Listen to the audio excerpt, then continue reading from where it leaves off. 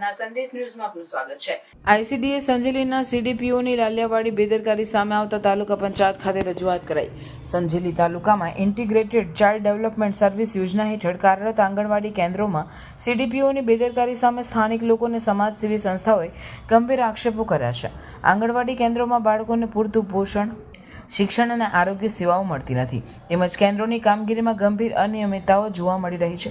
આ મુદ્દાને લઈને સંજેલી તાલુકા પંચાયત ખાતે રજૂઆત કરવામાં આવી છે, જેમાં સીડીપીઓની જવાબદારી નિષ્ફળ રહી હોવાનું જણાવાયું છે।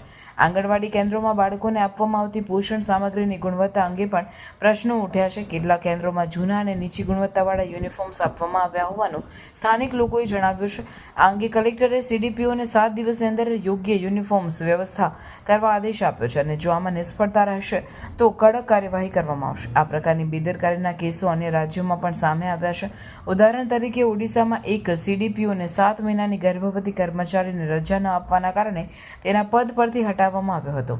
આ ઘટનાની સીડીપીઓની બેદરકારીને માનવતા વિરુદ્ધના વર્તનનું ઉદાહરણ છે।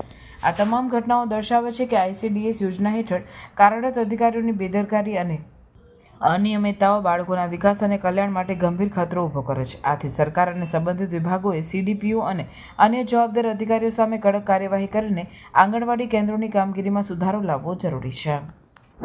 ગઈકાલે દેશના પ્રધાનમંત્રી દાહોદ જિલ્લાની મુલાકાતે હતા, ત્યારે સંજેલી તાલુકાના લગભગ 137 જેટલી આંગણવાડી કેન્દ્રો ગઈકાલે બંધ હતા।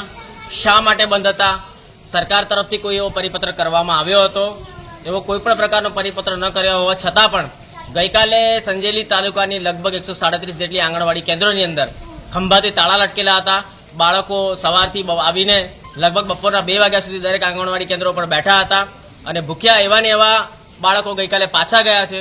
એટલે આજે અમે સંજેલી તાલુકા વિકાસ અધિકારી મારફતે એક આવેદનપત્ર આપીને રજૂઆત કરી છે કે આ બાબતની ખુલાસો કરવામાં આવે। આજથી લગભગ 2 મહિના પહેલાં આઈસીડીએસનો જિલ્લા કક્ષાનો પ્રોગ્રામ વાંસિયા મંદિર ખાતે રાખવામાં આવેલો હતો। તે દિવસે પણ સંજેલી તાલુકાની લગભગ તમામ આંગણવાડી કેન્દ્રો બંધ હતા। એટલે આજે અમે તાલુકા વિકાસ અધિકારીને આવેદનપત્ર આપીને રજૂઆત કરી છે। આપનું નામ? જયેશ સંગાડા। પ્રાર્થના સંદેશ ન્યૂઝની તમામ લેટેસ્ટ અપડેટ્સ માટે ચેનલને હમણાં જ લાઇક, શેર અને સબસ્ક્રાઇબ કરો।